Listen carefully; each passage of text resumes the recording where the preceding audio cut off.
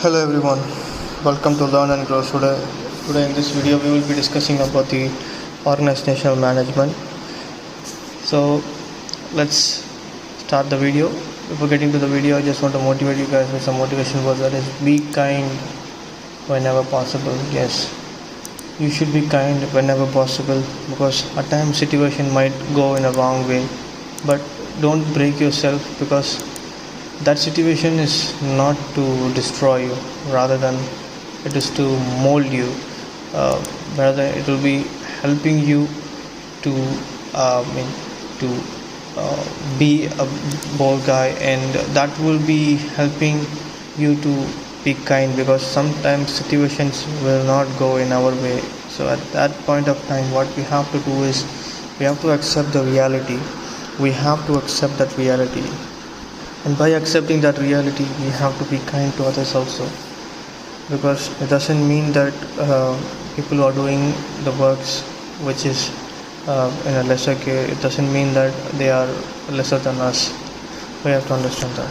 Okay, first let's organization. So it is an organized group of people with a particular purpose, such as a business or government department. So it is also called as structure of management. So basically organization is nothing but is organized group of people with a particular purpose, such as a business or government department. So wherein which, like, people who take care of this organization, they will be in the way wherein which they will be controlling the organization, and it is also called as a structure of management.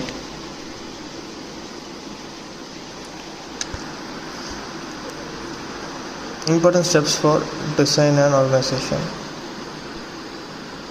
Organization structure. So you can listen to this video and you can understand the organization structures, line staffing, everything. So organization structure is nothing but a systematic arrangement of people who are working together for the organization in order to achieve certain goals. So at different levels, how people are working, what is the authority with them, what are their responsibilities. So how we arrange different people in an organization, that is the organization structure.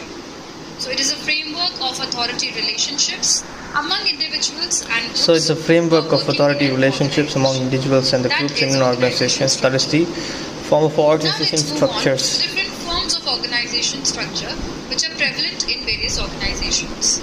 Line organization. Are, first one is the line organization. This line and staff organization. Line and staff organization. Third functional is organization. functional organization. Project organization. Project organization. Fifth form of organization structure is matrix organization. So we are not receiving of the matrix or the So now let's first move project. on to line organization. Let's understand what exactly is line organization. So it is first of all the oldest and oldest simple form of organization or structure, the simplest form of organization structure. also known as the military, vertical, departmental, and hierarchical organizational structure. In line organization, authority flows from the top to bottom vertically in a straight line manner. Top to bottom vertically.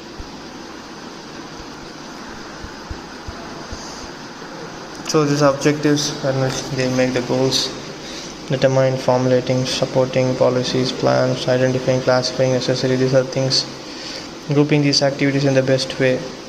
So assignment of duties, horizontal and vertical relationships of the authorities and responsibilities. So types of organizations, these are the types of organizations wherein which line and staff, functional, projects.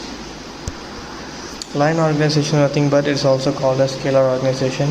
So when you see the diagram, you can understand that these are scalar organizations wherein which chairman will be at the top, and below that marketing managers, production managers, HR managers, deputy production managers, assistant senior managers, senior engineers, supervisors, workers, all those people are there in the bottom.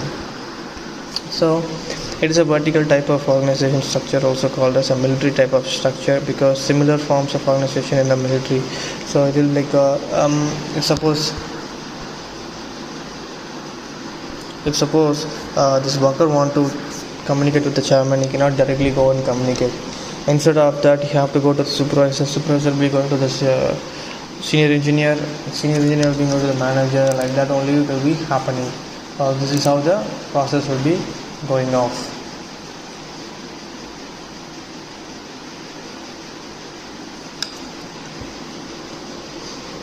Next one is the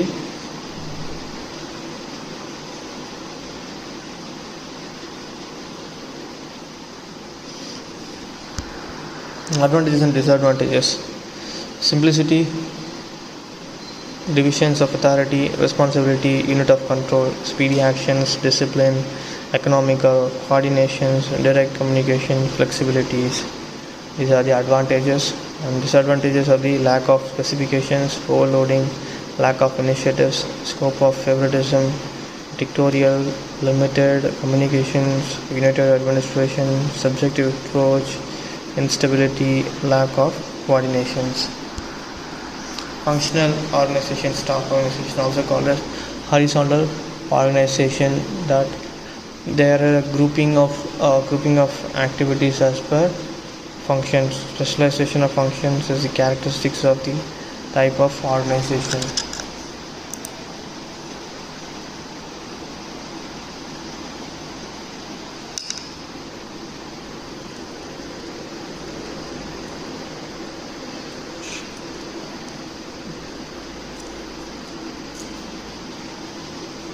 Each group is performing a special task, like milling department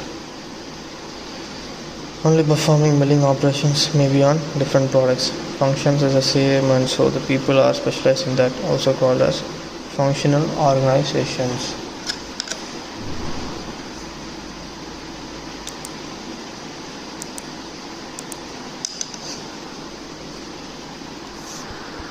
Functional organization is the managing director, CEO will be there, production managers, quality inspectors, time office in charge. Those will be like people will be working here, will be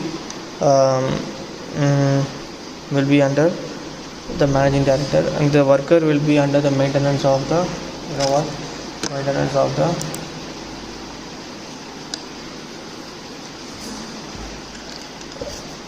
under the different types of in charges. Advantages and disadvantages of functional organization is benefit of specialization, applications of expert knowledge, reducing the workload, efficiency, adequate supervision, relief to line executives, operations, economy, flexibility, mass productions, complex relationship, discipline, over specialization, ineffective coordination, speed of action, centralization, lack of responsibility, increasing the overhead expenses, poor administration, suitability of functional organizations. Functional organizations, nothing but the CEO will be on the top, below that functional managers will be there, staffs will be there below the functional managers. So these are the different things.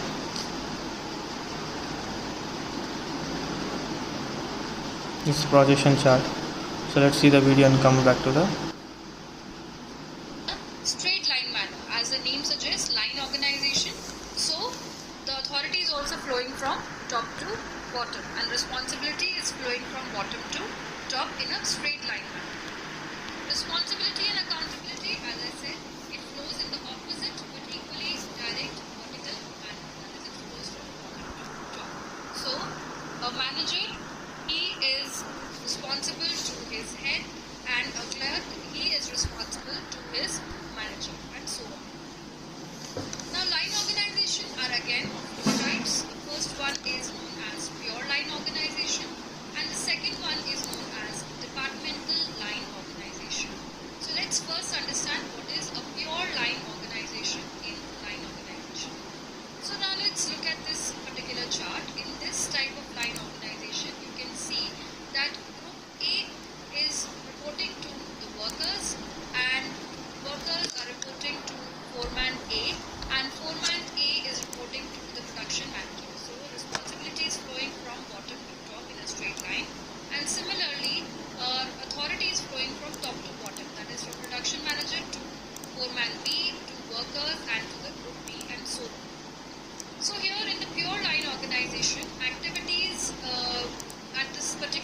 people are same. So whatever foreman A is doing is the same work done by foreman B and the same work done by foreman C. So every employee at the same level performs by and large the same type of work. Departments, they are created, that is A, B, C, different groups are created only for the sake of convenience to the supervisor so that he can manage different groups simultaneously with ease. So it's only for the sake of convenience. Now this type of structure, you will not really find it very common in different types of organizations, or this organization structure is not really valid in today's times, pure line organization. So now let's see the second type of line organization, which is known as departmental line organization. Now this is a chart for the departmental line organization. So you can see this is the organization structure, that is we have at the top board of directors, just below that we have the CEO or the chief executive.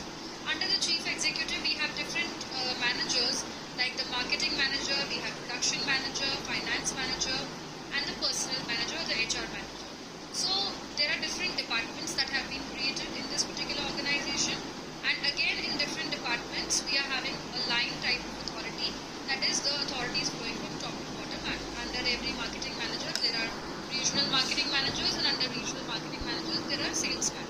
And similarly in production, under production manager we have deputy purchase manager, deputy production manager, then we have a purchasing assistant under the purchase manager, we have a foreman under the deputy manager production, and then we have clerks and workers under them, and so on. So this is also a type of line organization, but here we have created departments in the organization.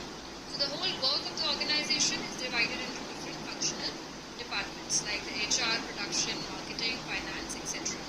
And each department, it works as a self-sufficient unit, that is, it does not require anybody's guidance, but it is under the supervision of the chief executive and board of directors. Now, where do we usually use line organization, or where is it most suitable? This type of organization structure is suitable in, first of all, small scale business or sole proprietary organization, that is when one individual is managing the entire organization or the business of the organization. So in a small scale unit it is suitable line organization.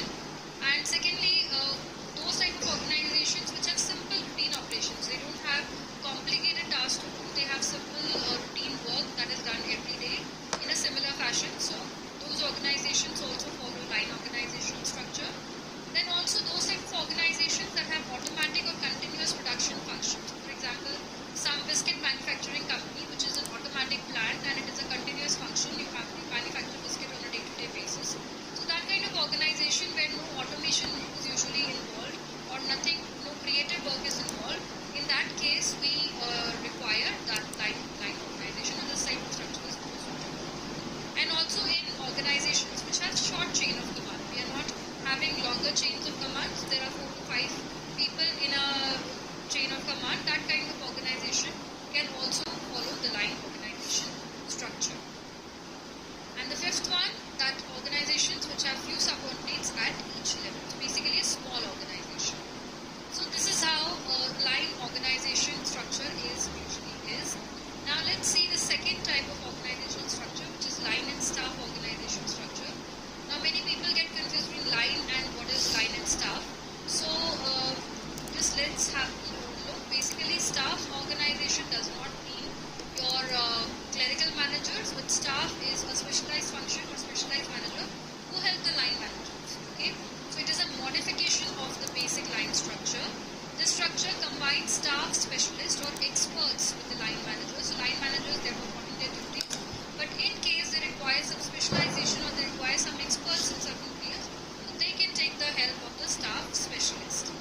So the vertical flow of authority and responsibility, it remains the same as in line structure, that is, authority flows from top to bottom and responsibility flows from bottom to top. That kind of vertical structure is the same as in the case of lines organization.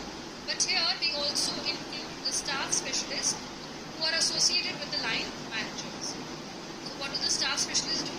They are the persons or departments which provide technical advice or service to the line managers. Now, one important point to note here is that line managers may or may not use their specialized knowledge. If they really want to use the staff managers, staff specialist services,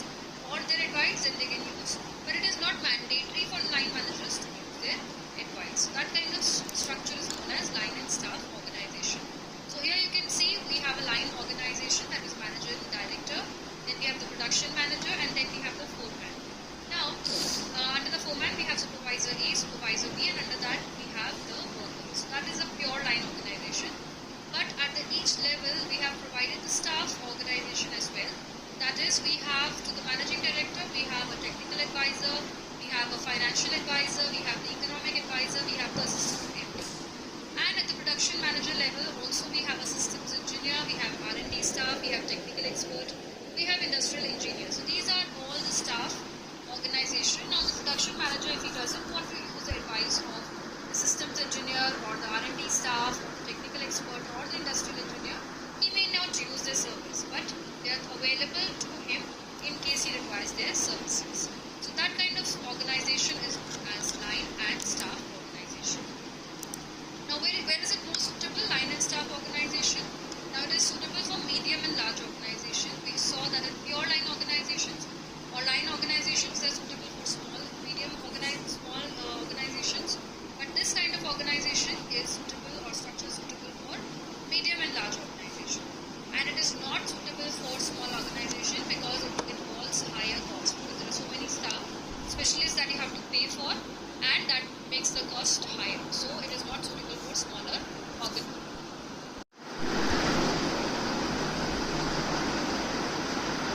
organizations. Now let's look at the third type of organizational structure known as a functional organization. Now functional organizational structure was developed through Frederick Rudolph Taylor. We have already discussed him in scientific management module. So we will not discuss him further, but we will be talking about this type of organization, it's functional organization. So this basically functional organization, the concept of functional organization structure has evolved from the concept of functional foremanship. So in this kind of structure, the line authority is channelized through the staff specialist. Line authority, they run through many functional experts who have the authority to issue orders in their areas of specialization. So you can understand the difference between line and staff organizational and functional organizational structure.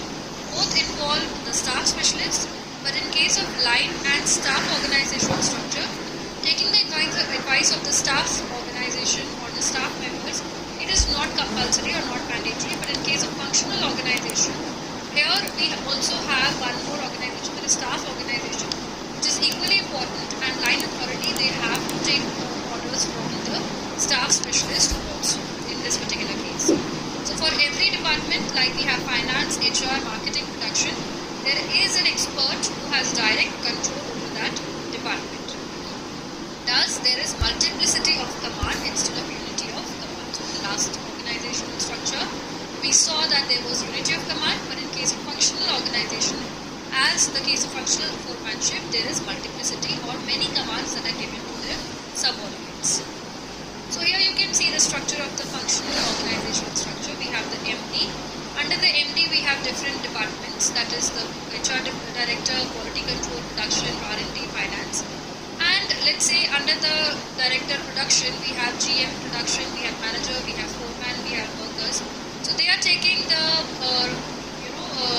authority or from their respective boss, that is line manager, that is line authority from the director of production. At the same time, they are taking the staff authority from the director of quality control. So the GM of quality control will give directions to the GM of production. He has to hear that also.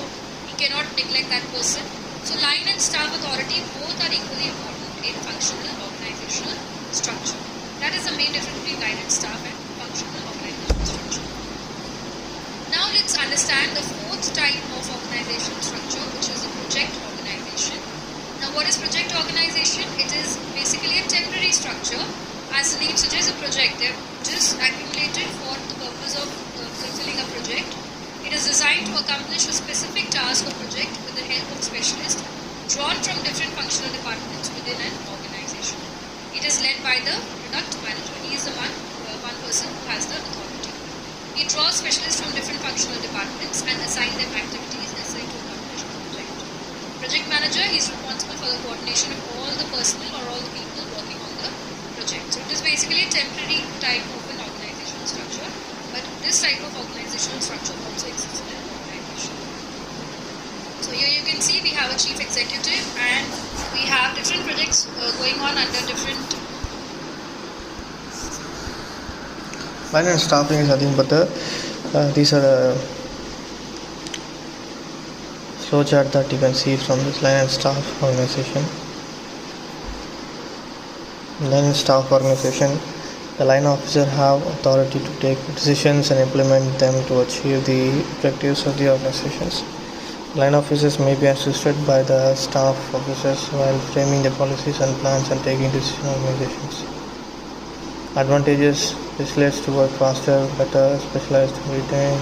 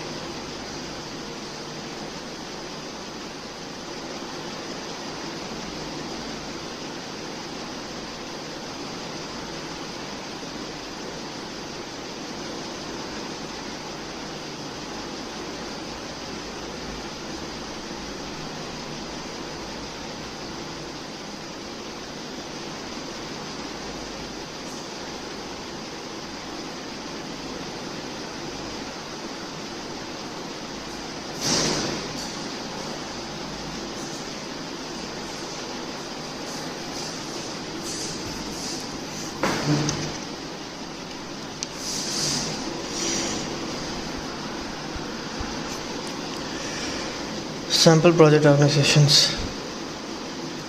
This is a flow chart, you can see it from that. Project organization is nothing but the project organization idea was developed after the Second World War.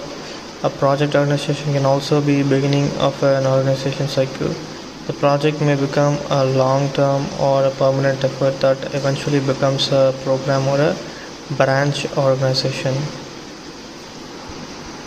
Feature of the project organization: success of the project organization depends upon the coordinations of activities. There is a grouping of activities for each project. It leads to the introductions of a new line of authority.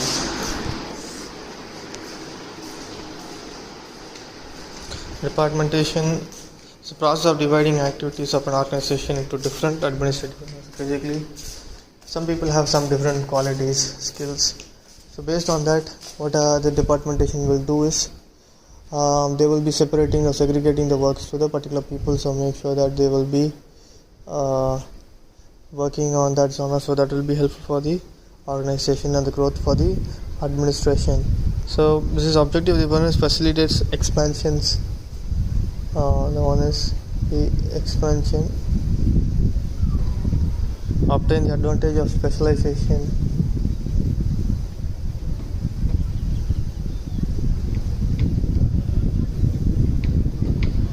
To facilitate control, comparative data, profit and loss,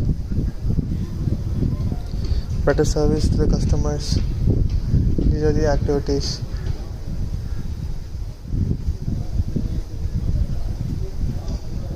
Departmentation, it's a horizontal dimension of organization structure. When an organization grows in terms of numbers of employees, it is segmented into various departments for better control and management. This process is called the departmentation.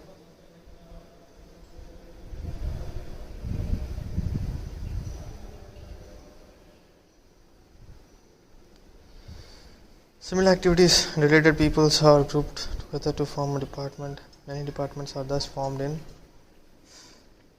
organizations: marketing, productions, designs, R&Ds, stores, maintenance, software, etc. Advantage of departmentation is nothing but the master work is divided into many tasks as per specializations. More concentration is impossible on the specific work. Control in department is easier.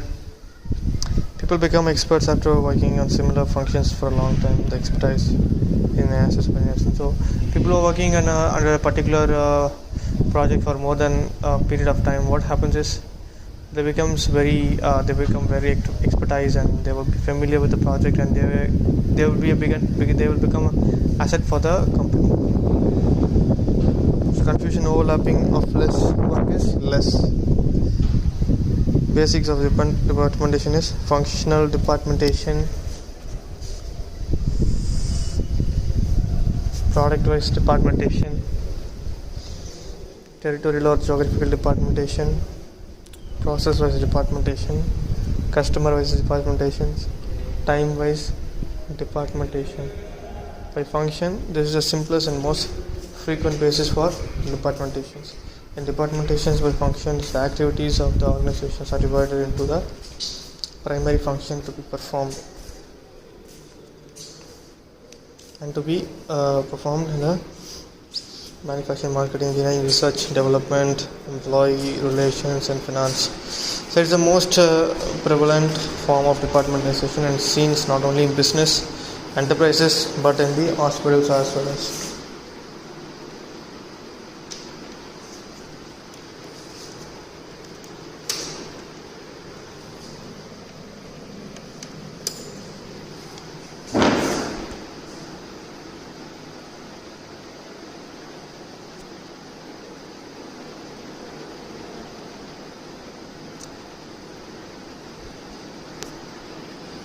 Functional departmentation.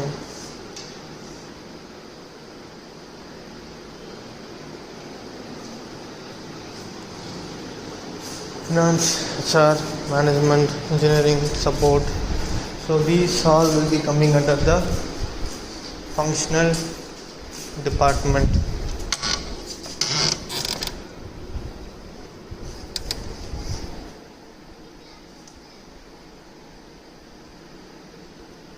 Advantages and disadvantages would be more productivity, division of labor is less, no duplications of work, more concentration on work similar, It is scientific and logical method. Specialized employees are experts only on the type of work they do. Facilities are overutilized, extra loads of works on employees, less time available for training. The product departmentation involves the grouping together of all the activities necessary to manufacture a product.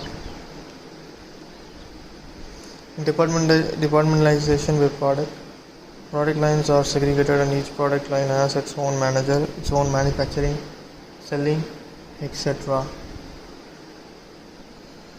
It increases management cost, duplicates service functions are required both at the top and the operating level of management. Production department. So this is a production department line in which you can see it like the product is being manufactured from the production department and is being given to the customers. So the product is first it is with the production side, and then it goes to the seller side also. By process, the manufacturing activities may be subdivided on the basis of their process. By production, similar machines such as lathes, hall drilling machines, hall shapers, etc. are grouped into separate sections, which kept at one place and used for distinct operations.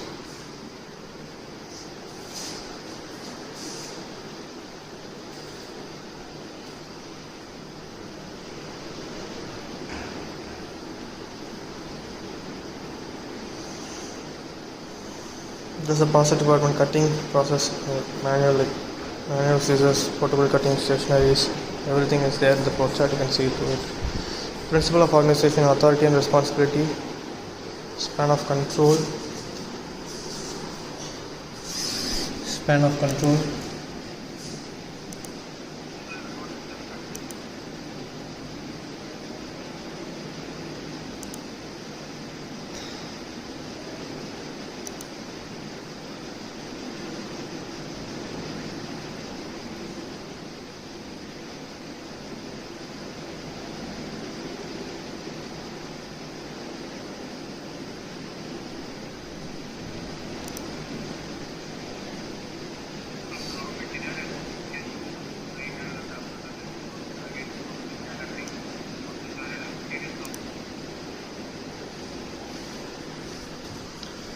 effective delegations, balance, stability.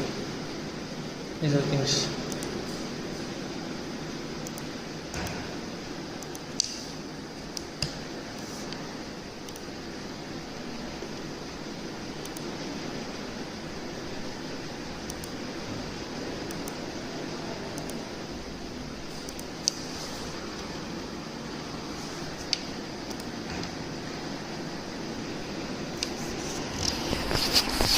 Authority and responsibility. See, here I have the authority. One guy is saying that Jim, you have the responsible.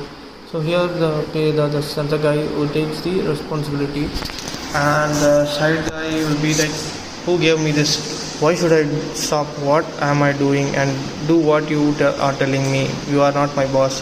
So it's something like that. One will be having the authority, another one will be having the responsibility. So the authority people will be telling the responsible people to do this work, and like these people, like, who are you to tell me that? The authority is not telling you are being intermediate and you are telling me like to do that like that. They'll be asking. So this is one of the conditions.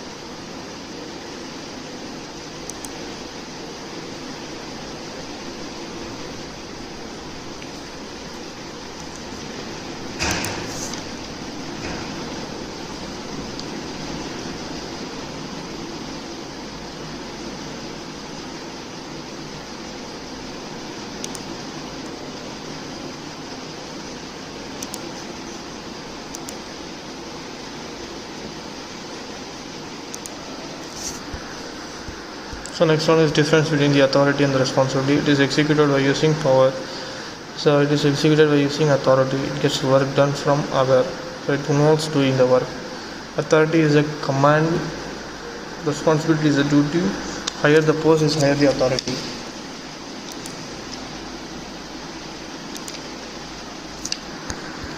Span of control. This is span of control where the team leader will be there. Below that,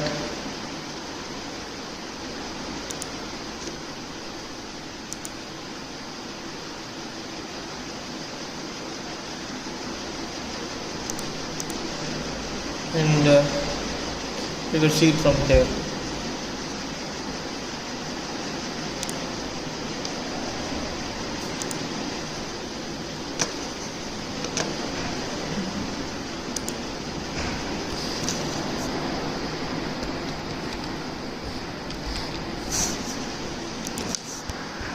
Span of control, it is a term related to the delegation only. Span of control means number of subordinates can be subordinates can be handled by one manager effectively. There is a limitation to this number. Span of control of any manager is limited number.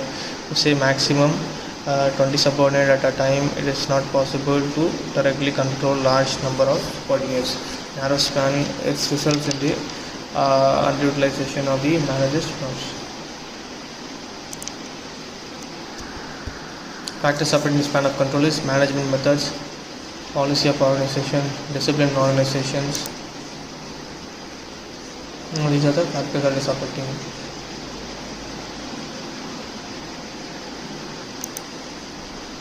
The nature of the organization, relationship among the employees, attitude of subordinates, effectiveness of the coordinations.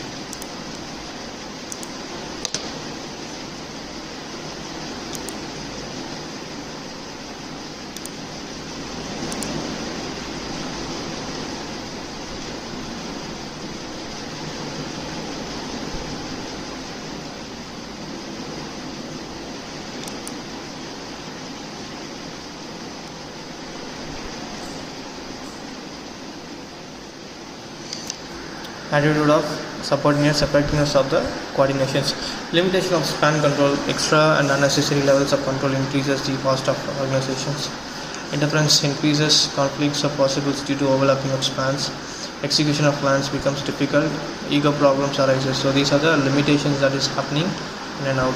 And it's an effective delegation when a work is completed, huge and difficult, it must be divided among the different teams due to the division of work. People gets less variation in work. Skilled people make effective concentration on their allotted works. Extra pressures of work on very few is avoided. This divided work gets completed in time with better quality. So for effective management, divisions of work is very essential principles. So these are the steps which we have to focus on that. So decides what to delegate, decides who is delegated to delegate, inform others, monitor results.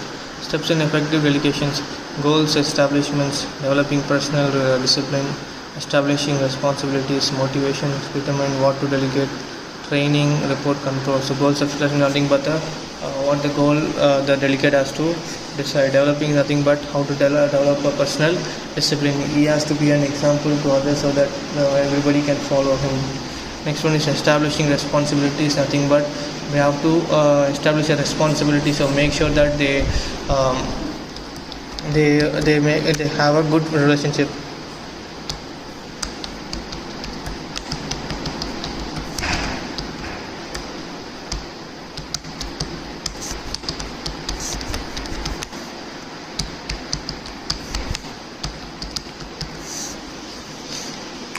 And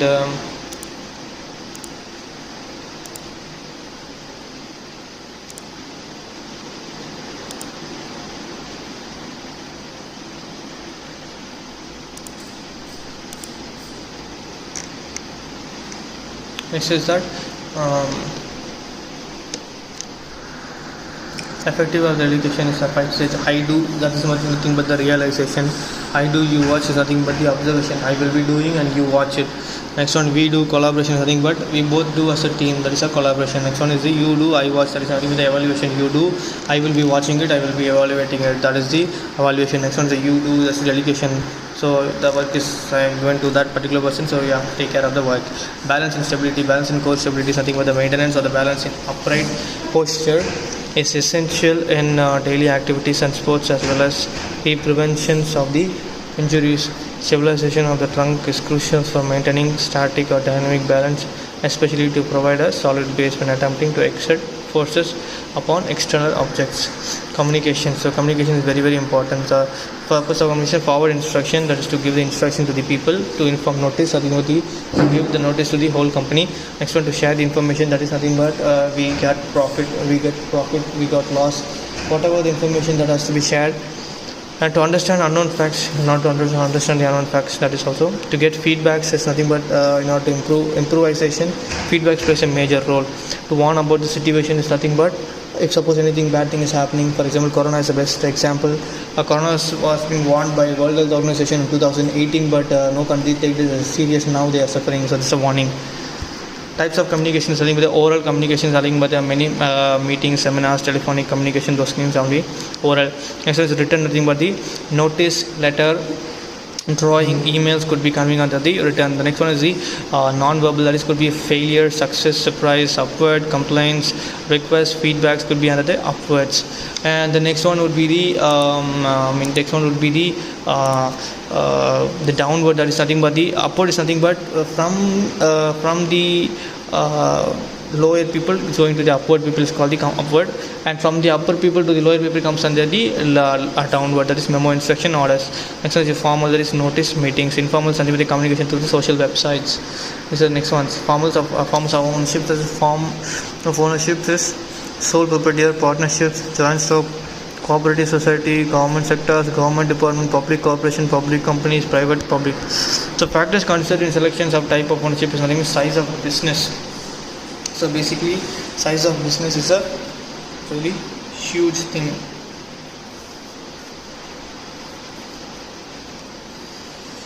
Size of business, type of product, capital inflow, government policy, motivate of business, scope of business. Size of business is how much capital investment has been done. Type of product is what type of product they are selling. Next one is capital inflow, that is government policies, motivate the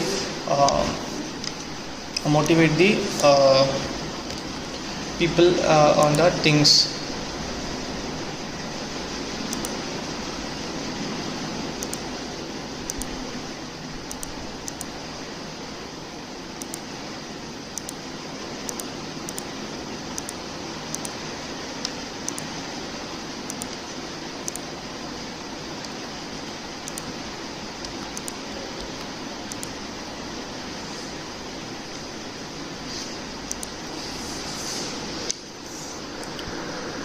Sole proprietor is nothing but the person who is owning the whole property is called the sole proprietorship, because he will be having the whole authority over it. Sole proprietor, a business run by a single person, is called as a sole proprietorship. The single owner is whole and sole authority. She carries all the responsibility. Investment, markets, study, products, finalization, procurements of all resources, land, availability, legal documents, etc. So the owner is responsible for profit or loss of the business. It is the oldest type of business. So this was the thing which was happening in the olden days. Characteristics: owner is a single person. Owner is the supreme authority. Oldest and simplest form of business was there. For everything, good or bad, owner is responsible in that situation. Formation of business is a quick and easy way. Advantages is easy to form a business, so very easy to form because a single owner is handling that. More flexibility in the business. Wherever he wants to go, he can go. Whatever the changes he wants to make, he can make with this. Decision are quick and not dependent on others. Own ideas, innovations can be utilized. Experimentations can be possible. No sharing in profit. Applications: small manufacturing units, press shops, maintenance shops, fabrication shops, service centers, auto repair, etc. So the application is very small only because they cannot do this for a big scale company, large scale companies. Partnership is nothing but two people will be owning the particular firm, wherein which in percentage wise they will be doing the partnership.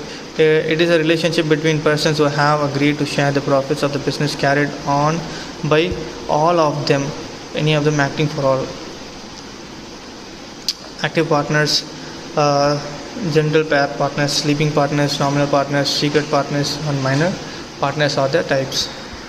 Duties of partners is nothing but everybody has to perform is their own responsibility, must be cooperative and helpful, should care interest of others, also should not be selfish, honestly and secrecy must be maintained, must contribute maximum as much they can, relationship must be friendly, cardinal and professional, should not hide information. So basically these people should not hide the information because that is something which comes to the professional. Advantage and disadvantages: no overloading of single person, resource arrangement is easier than sole proprietorship, decision making is more perfect, decision making is more faster, unlimited liability, difficulty to maintain, stability is less, not suitable for large scale business.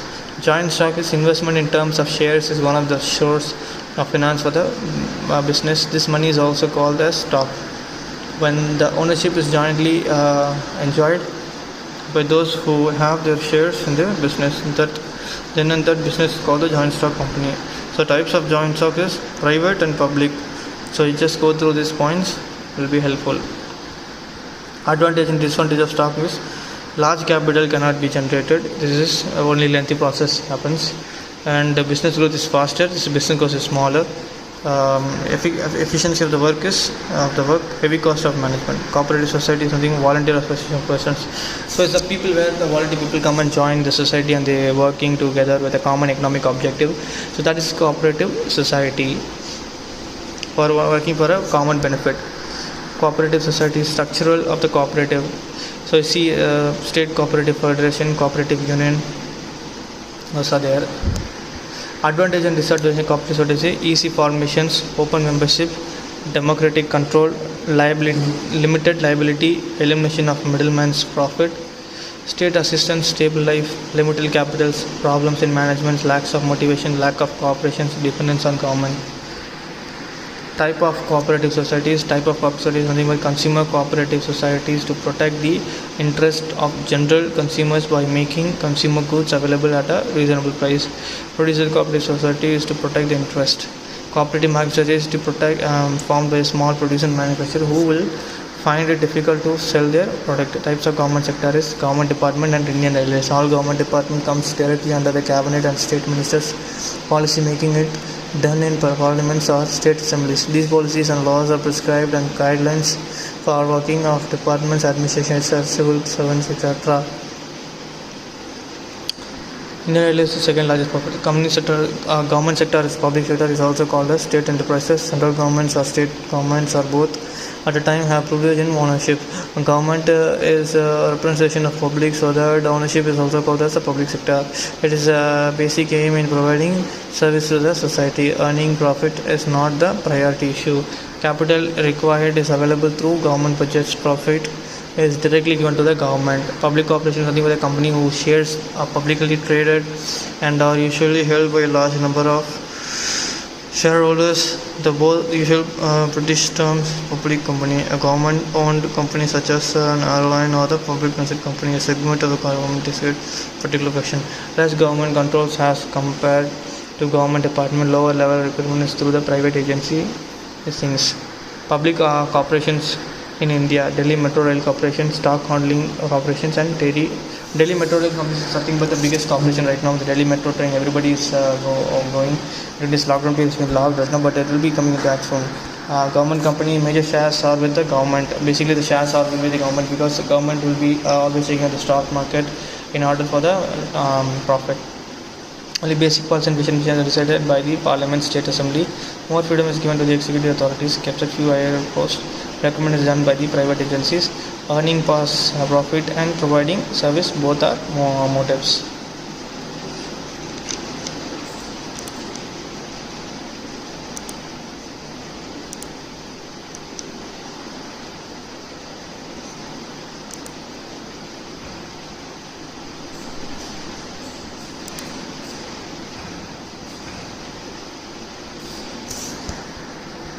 So these are the government things. It's a difference between private and public sector. Ownership is with the private concern. Ownership is with the government. Profit is the main objective. Service of the nation is the main objective. Flexibility is more in business. The rules and methodology of the. So these are the things you can go through it. So cooperative society and joint stock company also you can go through it. It's very easy only. Distinguished partnership and joint security you can go through it. It's easy only. Liability is unlimited, liability is limited. Huge investment is not possible, huge investment is possible. Ownership is with the partners, ownership with the shareholders. Size of the business limited, so large size of the business possible. Growth is slow, growth is very high. So joint stock ownership is with the public shareholders, major shares with the productive is more, productive is completely less. So these are things.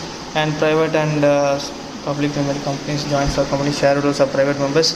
Shareholders form general companies. Minimum members 20, maximum members 20, 50. Minimum members are 7 and the maximum members are no limits. So maximum number of directors are 2, minimum number of directors are 3. Less funds are can be raised, fund raise is compulsory. So in this video we are completing the management organization. Hope you guys see you in next video. Bye, take care.